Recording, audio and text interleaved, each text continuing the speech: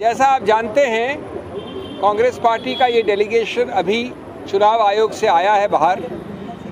हम धन्यवाद करते हैं चुनाव आयोग का कि उन्होंने बहुत अल्प समय में हमें जल्दी से जल्दी मीटिंग और कंप्लेंट अपनी दोहराने और बताने के लिए व्यापक रूप से समय दिया। हम आशा और विश्वास करते हैं कि ठोस कदम जल्द से जल्द उठाए जाएंगे। मैं संक्षेप में आपको बता दूं, 17 कंप्लेंट्स हैं हमारी चार्ट में, 17। मैं सिर्फ 3 या 4 के बिंदु बताऊंगा आपको समय बचाने के लिए। सभी बहुत गंभीर हैं और सभी हमारे मूल सिद्धांत जो इस स्वतंत्र भारत के हैं उनका उल्लंघन करते हैं, उन पर आघात लगाती हैं। इसलिए ये आवश्यक है कि जिसको हमने संवैधानिक रूप से एक पुलिसमैन बनाया है, संरक्षक बनाया है इस पर्टिकुलर क्षेत्र का, अधिकार क्षेत्र का, वो तुरंत ठोस, सही और स्पष्ट एक्शन ले, क्योंकि ये हमारे संविधान के सभी आत्मा के जितने भी प्रावधान हैं उनके बारे में है।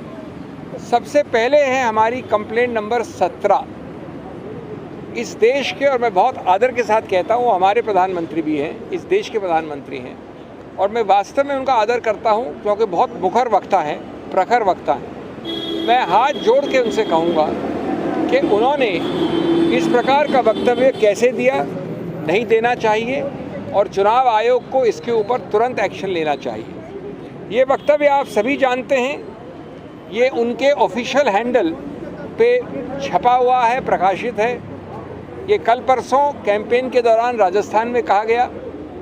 इसमें मैं इसको भद्दा मानता हूँ, मैं इसको दोहराऊंगा नहीं, लेकिन इसके 4-5 तत्व आपको याद दिलाऊंगा जिसको हमने पूरी तरह से चुनाव आयोग के सामने रखा। इसमें एक समुदाय एक धर्म का स्पष्ट नाम के साथ विवरण है, स्पष्ट नाम के साथ। नंबर 2, ये बड़े स्पष्ट रूप से कहा गया है कि वो समुदाय इस देश की अल्प रिसोर्सेज को हड़प सकता है, हड़प लेगा, कांग्रेस उनको दे देगी इस प्रकार के अल्प रिसोर्सेज, उस समुदाय, उस धर्म को। नंबर 3, उस समुदाय और उस धर्म को घुसपैठियों के साथ बराबर में जोड़ा गया है। ये बड़े स्पष्ट शब्द है, प्रकाशित शब्द हैं, आपके सब चैनल्स पे हैं, आपके सब प्रकाशन में हैं।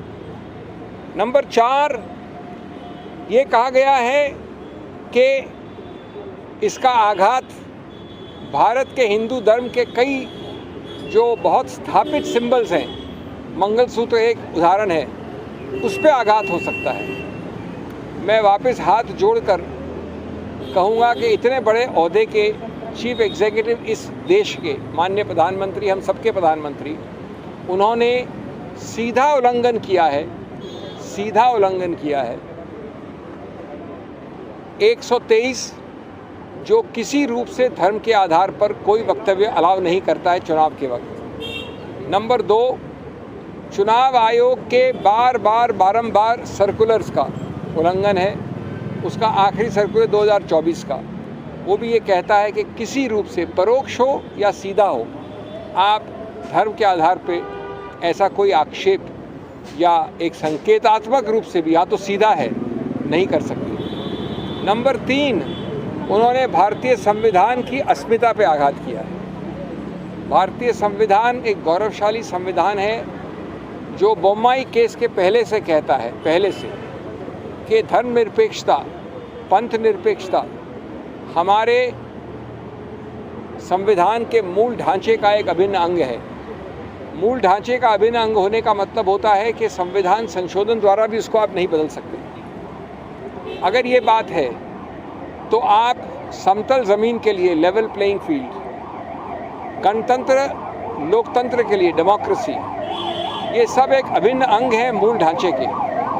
आप इस प्रकार के आपसी वैमनस्य के वक्तव्यों द्वारा इसको बिल्कुल नॉन समतल, नॉन लेवल प्लेइंग फील्ड बना रहे हैं और इसका इलाज सिर्फ चुनाव आयोग के पास है। इसलिए जो आप, और मैं कह रहा हूँ ये कि इसमें भारत की क्रेडिबिलिटी का सवाल है, हमारे संविधान की क्रेडिबिलिटी का सवाल है, हमारे प्रधानमंत्री के पद की क्रेडिबिलिटी का सवाल है। हमारे चुनाव आयोग के क्रेडिबिलिटी का सवाल है। इसलिए आप वो सब जो करते हैं, जो आम आदमी के विषय में करते हैं, वो प्रतिबंध आपको लगाना पड़ेगा, चाहे कोई कितना बड़ा हो, चाहे कोई कितना छोटा हो। ये देश के एक संवैधानिक अस्मिता का प्रश्न चिन्ह है, पर प्रश्न चिन्ह है। तो ये तो सबसे अहम मुख्य पहली कंप्लेंट। हमारी दूसरी याचिका है, जो आपने तस्वीरें लगाई हैं अपने सत्तारूढ़ पार्टी की ऑफिशियल हैंडल्स में, गुजरात में विशेष रूप से, वो सिर्फ धर्म की बात करते हैं। हमने फ़ोटो दी हैं, आप वो ऑफिशियल हैंडल उठा के देख लीजिए, उसमें सिर्फ धर्म के चिन्ह हैं। हम एक गौरवशाली देश हैं, मैं एक गौरवशाली हिंदू हूँ, ये गौरवशाली सिख हो सकते हैं, ये गौरवशाली ईसाई हो सकते हैं, लेकिन धर्म के चिन्ह हम अपने घर में पूछते हैं। हम अपने ऑफिशियल हैंडल में लगाकर उसके आधार पर वोट मांगने नहीं जाते हैं। ये हमारा दूसरा याचिका है, विस्तार से है, फोटोओं के साथ है, व्यापक है। ये उन्हीं प्रावधानों का उल्लंघन है जो माननीय प्रधानमंत्री ने अपने पहले वाले हमारी कंप्लेंट के विषय में किए।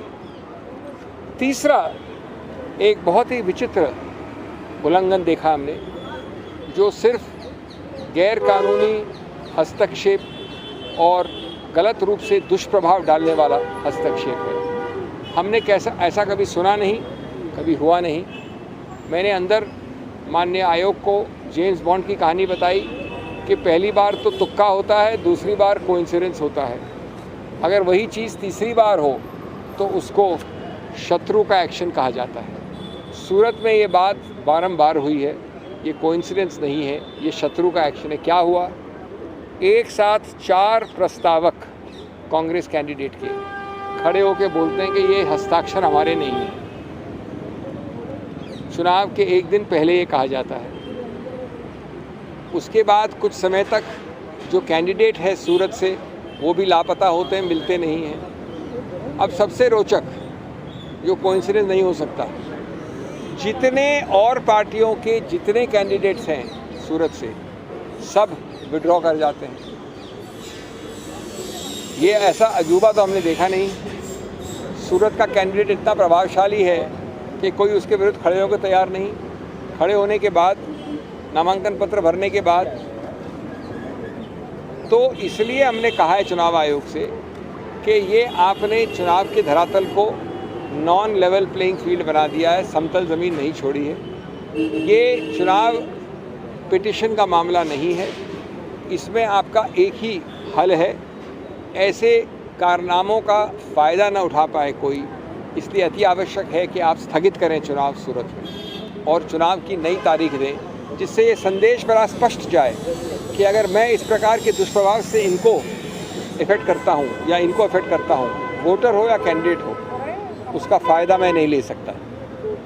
इसलिए इस चुनाव को स्थगित करने की हमने मांग की। 5वां उदाहरण आता है, हमने कंप्लेंट की है न्यूज़ 18 के एक एंकर चैनल ऑपरेटर जो चलाते हैं प्रोग्राम्स, सूर्य तिलक से राज तिलक नाम से उनका एक प्रोग्राम है, उनको लिखित कंप्लेंट दी है अमीश देवगन के विषय में। आप लोग सब पत्रकार हैं, आप लोग सब यूट्यूब में जाना जानते हैं, आप उनका वो प्रोग्राम देख लीजिए। हमने लिंक दी है चुनाव आयोग को। वो इतना भद्दा है, वो इतना उत्तेजनापूर्ण है, वो इतना आपसी वैमनस्य फैलाता है, वो इतना धार्मिक है, वो इतना गैर कानूनी है, वो इतना धर्मनिरपेक्षता और पंथ निरपेक्षता के विरुद्ध है कि हमारा पूरा शर्म से माथा झुक जाए।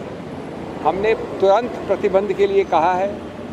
इसी महान व्यक्ति के विरुद्ध पहले कंप्लेंट्स हो चुकी हैं, निर्णय आ चुके हैं, लेकिन इस वक्त एक प्रयत्नशील काम हो रहा है कि चुनाव में जितना माइलेज निकाल सको गैर कानूनी काम से उतना निकाल लो, बाद में देखी जाएगी। ये बाद में देखी जाए पे तुरंत प्रतिबंध लगाने के लिए आवश्यक है कि इसको रोका जाए, और वो हमने हमारी चौथी कंप्लेंट में किया है। अंतिम बात जो मैंने कही, और मेरे मित्र अभी एक दो और आपको उदाहरण देंगे, जो अंतिम बात मैंने की वो थी कि माननीय राहुल गांधी जी कर्नाटक के उस क्षेत्र में कैंपेन करेंगे जब दूसरा कर्नाटक का क्षेत्र जो है वो साइलेंस पीरियड में होगा। यानी एक क्षेत्र में कर्नाटक में चुनाव हो गए, वो साइलेंस पीरियड में चला गया है, मौन व्रत के पीरियड में, और दूसरे पीरियड में जहाँ की अलग अलग चरणों के चुनाव हैं, वहाँ पर कैंपेनिंग अनुमति है, अलाउड है। तो हमने स्पष्टीकरण मांगा है कि चुनाव आयोग राहुल गांधी जी को उन क्षेत्रों में चुनाव अभियान करने का पूरा अनुमति दें। ये सभी हमारे बाकी 15 या 14 कंप्लेंट्स के साथ विवरण किया है, लिखित दिया है, कंप्लेंट दी है, प्रावधान दिए हैं, फोटोग्राफ दिए हैं, याचिकाएं दी हैं। और उसके बाद अब हम समझते हैं कि ट्रायल पे न ये लोग हैं न हम हैं, ट्रायल पे चुनाव आयोग है। Friends, let me very quickly in English summarize what has happened. I have had a privilege of leading the Congress delegation involving about 17 complaints to the Election Commission. The 17 complaints are summarized in a chart. All of you are getting a copy by email from our media department. The 17 complaints I have enlarged upon and discussed in detail only 5 or 6 before the Chunav Ayog. I will just summarize some of them. The most important is the first one, which deals with the extremely objectionable comments of no less than the Honorable Chief Executive of this government. We respect the office he holds. He is as much our Prime Minister as he is yours and of the BJP. The higher the post he holds, the more the obligation on him to exercise restraint. Unfortunately, the statement we have quoted is seriously, ridiculously objectionable. We can never expect this from as eloquent a Prime Minister as our Prime Minister. We would pray to him with folded hands to withdraw these comments, to clarify, and we have asked for the Election Commission to state that this is the position. In law, we will do in his respect whatever we do with others. What he has said, I am not going to quote. It is in your channels. It was said yesterday, day before in Rajasthan. It is published. But its 4 or 5 elements are deeply, deeply objectionable. He has named a community. He has talked of religion blatantly. He has talked of communal and community blatantly. He has linked it with deprivation of resources of the majority and garnering and monopolization of resources by that minority. He has brought in Hindu imagery of no less than the Mangal Sutra. He has therefore clearly violated Section 123, the basic principle of not allowing excitement and inflammation of communal passions. Several circulars of the EC during the Model Code of Conduct, the latest being on 1st March 2024. The constitutional ethos and spirit which makes secularism a basic structure of our constitution, which makes a level playing field and democracy itself a part of the basic structure. A basic structure which means that even a constitutional amendment cannot violate the basic structure. This is a very serious, uncalled for invasion, and we hope and trust, because the Election Commission itself is on trial, that irrespective of the status of the person who has done this, appropriate action as in any other case will and must follow shortly. The second complaint we have raised is an extraordinary one. As I said in James Bond parlance, the first time is happenstance, the second time is coincidence, the third time is enemy action. In Surat, the person of the Congress candidate who was nominated by 4 proposers, suddenly all 4 stand up and deny their signatures. All 4 together. This is no coincidence. The candidate is missing for many hours. By the time he resurfaces, we find that every other candidate has withdrawn his candidature. Every one of them. His candidature is rejected by the returning officer. If you don't want to have elections in this country and you want to hand over Surat on a platter, then why go through the charade of elections? Why notify the elections? We have therefore requested the Election Commission to postpone the elections in Surat and to redo the elections shortly to send a clear message that you cannot take advantage of this kind of wrong, undue influence. This is not a case where an election petition will decide the matter later on. This is a case of no election, by complete subordination of the democratic will of several contestants and several proposals. It is a case of patent bad faith and undue pressure. The third example we have raised before the Commission is about the imagery on the social media handles of the official social media handles of the BJP. All official. We have given photographs, no unofficial, no individual. All the social media imagery, the posters of the BJP officially put only have Hindu religious imagery. We are all proud Hindus. Somebody may be a proud Sikh, somebody may be a proud Christian, but we keep our religion within our homes. You are not allowed to carry this religion onto your posters and your official handles. That's the meaning of the EC directive against religion being used or misused for canvassing. This again needs to be dealt with a stern hand. We have given photographs and details to the Election Commission. Lastly, we have raised the issue of Amish Devgan, a News 18 anchor who carries on an inflammatory, an incendiary, a seriously provocative, mutual hatred generating program on his channel. He has been noticed earlier for this flagrant violation. He is trying to take advantage of the short electoral window. We have given the link of the program, all of you can see it. We have given the details of the program, and we have said that such kind of blatant, cheap, crude, religious imagery and words must be stopped forthwith. We have also asked for it to be clarified, as is already clarified, but we want a very specific clarification that Rahul Gandhi, when he canvasses in the other part of Karnataka, which has no silence period, where the polls are held in a totally different phase, will be allowed, even though one part of Karnataka will be in the silence period. Because where he will campaign has nothing to do with the silence period territory. Friends, my friend will add one or two more things. I will take your leave, but I will say that this is not only the trial of those against whom we have filed the complaint. It is a trial of the Election Commission itself. It is a trial of our constitutional spirit and ethos, and I hope that no one fails that trial. But sir, regarding the PM speech, what are you expecting? What action do you want to suspend his campaign? What exactly have you demanded? What would you do in other cases? Have you seen nothing? Did you see what Randeep Surjewala suffered? Do I have to tell? Does the Election Commission has to be educated about what it will do? They know very well. We are nobody to say that. You can give a stoppage for 1 day, 2 days, 3 days, accompanied by a warning.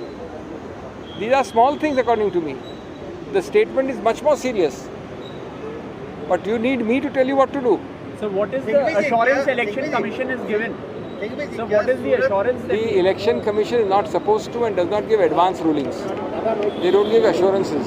They have to give a ruling which we expect soon. हमने बड़ा स्पष्ट कहा कि हमने स्थगित करने का कहा है. सूरत में चुनाव कैसे हो सकता है? आप अकेले चुनाव लड़ेंगे, इस पूरे कमरे में जितने लोग हैं सब भाग जाएंगे, और ये एक ही दिन में सब लोग भाग गए, और ये कोइंसिडेंस हो गया. तो वही तो बात है ना. तो आपको स्थगित करना चाहिए. सर्टिफिकेट तो मिलेगा ही. जब चुनाव ही नहीं होगा तो सर्टिफिकेट क्यों नहीं मिलेगा? Okay, thank you. नहीं, लेट मिस्टर सप्पल से सर्टिफिकेट नहीं दिया जा सकता. नहीं, ये बात नहीं है. आपने चुनाव होने कैसे दिया? सर्टिफिकेट दिया क्यों आपने, जब चुनाव ही नहीं हुआ है? कभी हुआ है आज तक कि जितने लोग इस कमरे में सब लोग अपना विड्रॉ कर लेते हैं? 4 प्रस्तावक एक साथ कहते हैं, तो बड़ा स्पष्ट है. Thank you. दोस्तों, एक मुद्दा जो हमने 20 दिन पहले 2 अप्रैल को इलेक्शन कमीशन को उसकी शिकायत की थी कि दिल्ली में बहुत सारे होर्डिंग ऐसे लगे जिन पे कोई नाम नहीं था, लेकिन अलग अलग नेताओं के, अपोजिशन के जो नेता हैं उनके कैरिकेचर बना के होर्डिंग लगाए गए थे, जो कानूनन गलत है, इलेक्शन कमीशन की गाइडलाइंस के अनुसार गलत है. 2 अप्रैल को हमने ये शिकायत की थी. 16 अप्रैल को चुनाव आयोग ने ये फैसला दिया था कि ये होर्डिंग हटाए जाएं. आज 22 अप्रैल तक ये होर्डिंग नहीं हटाए गए। ये सुप्रीम कोर्ट के इलाके में लगे हैं, ये हाई कोर्ट के इलाके में लगे हैं, ये चुनाव आयोग के पास लगे हैं। लेकिन चुनाव आयोग के फैसले के बाद आज 20 दिन बाद भी ये होर्डिंग नहीं हटाए जा रहे। और हास्यास्पद बात ये है, ये हैरानी वाली बात है कि कुछ दिन पहले पिछले हफ्ते चुनाव आयोग की एक टीम कांग्रेस पार्टी के हेडक्वार्टर 24 अकबर रोड आती है और कांग्रेस पार्टी का जो साइन बोर्ड लगा है जिस पे हमारे सम्मानित अध्यक्ष मल्लिकार्जुन खड़गे जी की फ़ोटो लगी है, हमसे कहती है कि उस फोटो को काले कपड़े से ढक दिया जाए क्योंकि ये चुनाव आयोग के गाइडलाइंस का उल्लंघन है।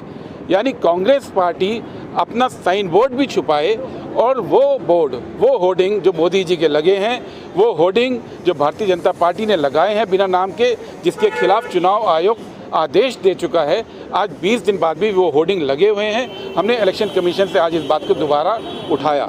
दूसरी बात हमने जो कही कि पिछले हफ्ते यूजीसी में 4 नए मेंबर अपॉइंट किए गए हैं। मॉडल कोड ऑफ कंडक्ट के दौरान जो एचआरडी मिनिस्ट्री है उसने अपने अधिकार क्षेत्र से बाहर जाते हुए ये 4 अपॉइंटमेंट किए हैं।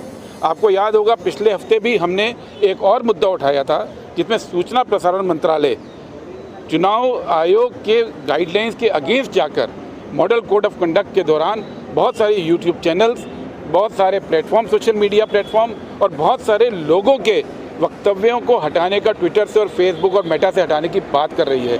ये अधिकार हमने कहा था कि आईएनबी मिनिस्ट्री को चुनाव के दौरान नहीं हो सकता। चुनाव आयोग ने हमसे कहा था कि चुनाव आयोग की ये राय है कि सेक्शन 69 और सेक्शन 79 आईटी एक्ट का है, उसका उपयोग चुनाव के दौरान नहीं करना चाहिए। लेकिन चुनाव आयोग ने अभी तक सूचना प्रसारण मंत्रालय को रोकने का कोई आदेश नहीं दिया। और पिछले हफ्ते आप जानते हैं वो चैनल्स जिन्होंने ईवीएम की बात की, वो चैनल जिन्होंने इलेक्टोरल बॉन्ड की बात की, उन चैनल को मोनेटाइज करने से रोका गया है। वो जो ऐड उनको मिलता है लोगों से, उन ऐड को दबाने की कोशिश की गई है। हम इलेक्शन कमीशन से एक बार फिर अपील कर रहे हैं कि जैसे पूरे देश के अंदर कोई कानून व्यवस्था की एजेंसी, कोई मंत्रालय, कोई अधिकारी अपने आप फैसले नहीं ले सकता, उसको चुनाव आयोग की अनुमति लेनी होती है, वही चीज़ एमएचआरडी मिनिस्ट्री और सूचना प्रसारण मंत्रालय के बारे में भी लागू करना चाहिए। फ्रीडम ऑफ स्पीच को बरकरार रखना चाहिए और ये इंश्योर करना चाहिए चुनाव आयोग को कि कोई भी सरकारी मंत्रालय इस दौरान कोई आदेश न दे पाए।